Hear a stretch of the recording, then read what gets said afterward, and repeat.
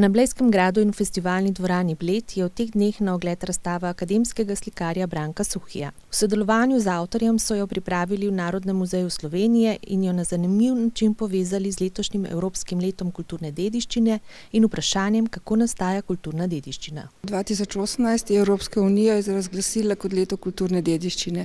Narodni muzej Slovenije je na Bledu prisoten še od 50 let prejšnjega stoletja. Seveda najprej z izkopavanjem na Blejski pristavi, s prenovo Blejskega gradu in sedaj seveda za stalno arheološko razstavo na gradu. Zanimivo se nam je zdela ideja oziroma misel, kako dediščina nastaja, kaj je tisto, kar jo definira. In slučajno smo prišli do kontakta z profesorjem Brankom Suhijem, profesorjem na Likovni akademiji, in beseda je dala besedo. Rekel je, da ustvarja cikel slik s temo Blejske kremšnite in pomislili smo, da včasih morda dediščina nastaja pred našimi očmi. Ljudje smo tisti, ki jo definiramo, ki ji damo ta naziv pravzaprav. Če pomislimo, v 50 letih se je prvič pojavila na Bledu, pravzaprav hkrati z Narodnim muzejem Slovenije. Danes pa je postala ena od blejskih ikon. Blejski otok, Blejski grad in Blejska kremšnita. Zato se nam je zdela ta povezava na nek način naravna in upam, da bodo tudi obiskovalci te razstave našega mnenja. Je pa to v bistvu precej nenavadno, pod kulturno dediščino si predstavljamo vse kaj drugega, kot pa recimo Blejsko kremšnito. Res je, ampak če pomislimo na to, da se dediščina rojeva, upajmo, da bodo tako tudi razmišljali čez 100 let, čez 200 let in bodo rekli, to je pa znamenita starodavna Blejska kremšnita.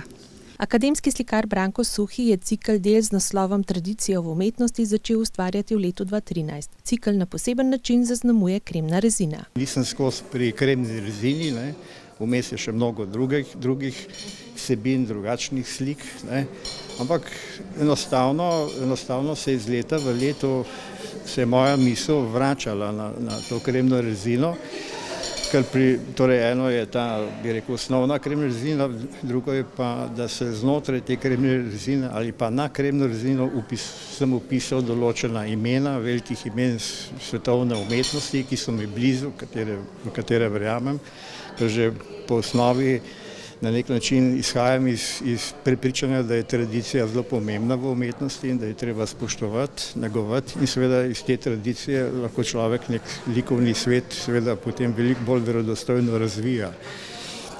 Zato, če boste si dobro ogledali to razstavo v festivalni kot na Blejskem gradu, ki je drugi del te razstave, boste lahko dobili celovito sliko. Seveda se je v zadnjem obdobju lani, ko smo začeli razmišljati o tej razstavi, potem tudi ta moja misel na Bled in seveda na ambient, ker pravzaprav Bled že od nekdaj poznamo, se spomnim še iz otroških časov, ko smo hodili na Bled ali pa kadarkoli, da je kremna rezina nekaj, kar je seveda blejsko. In v tem smislu sem potem tudi koncipiral en triptih, ki se mi zdi, da v sebi nosi tisto osnovno, najbolj značilno arhitekturo blejskega kraja oziroma otoka, gradu. Tako da na nek način se s tem triptihom tudi zaključuje ta cikel posvečen kremni rezini. Je pa kremna rezina v bistvu desert umetnosti.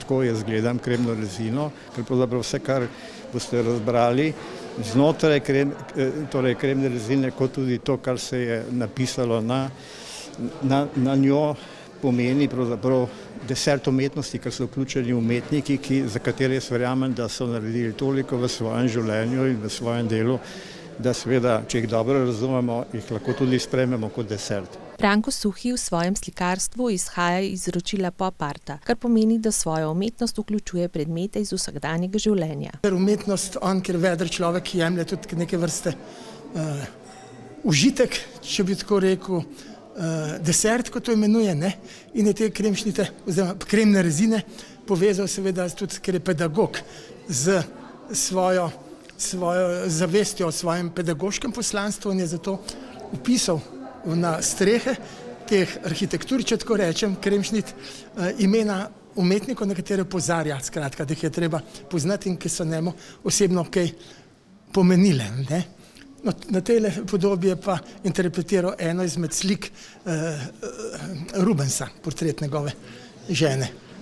No, ker je pa kremna režina seveda povezana z Bledom, tudi ker je Bled po njej znamenit, je pa v nadaljevanju tega cikla vključil v podobe kremne rezine tudi silhuete Bleda, tloris Bleda na različne načine, skratka to kombiniral, ker so tukaj tudi igralnice in podobno, je povezal to tudi z motivom igralnih kart, ki imajo seveda tradicijo v naši kulturni zgodovini in celo vrsto takih igrivih, človek rekel, variacij ustvaril. Te kremšnite so seveda vehementno naslikane arhitekture, včasih zraven žlička, s katerimi jih nekako načenja, da so ranjene, ampak ravno, ali pa da se sesedajo, tako da je tukaj noter razvidno tudi njegova ta igrivost, čisto likovna, ko se sesedajo, nekatere so podobne odprtim knjigam z mehkimi hrbti, skratka, v glavnem je pa to neka likovna taka.